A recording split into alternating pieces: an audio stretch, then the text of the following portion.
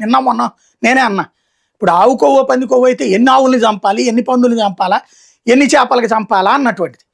5 ఏళ్ళు వీళ్ళు ఏంటి 65 లక్షల కిలోలో ఎంతో అన్నారు. 65 లక్షల కిలోలకి ఎన్ని ఆవుల్ని చంపాలా, ఎన్ని చంపాలి?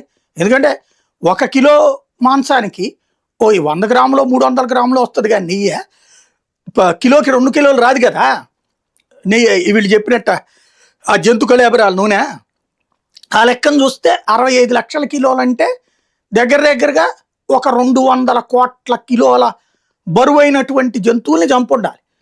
200 కిలోల బరువైనవి అంటే ఎన్ని లక్షల ఆవులు, ఎన్ని లక్షల పందులు, అవన్నీ ఎవరు పెంచారు, ఎవరు తయారు చేశారు, ఎక్కడి నుంచి కొన్నారు? అదంతా ఉంటే సిబిఐ ఊరుకుంటుందా? సిబిఐ అనేది కేంద్రం తరపున పనిచేస్తుంది దర్యాప్తు సంస్థని మనమే చెప్తున్నాం కదా. ఇప్పుడు కేంద్రంలో ఉన్నది భారతీయ జనతా పార్టీ గవర్నమెంట్ కదా.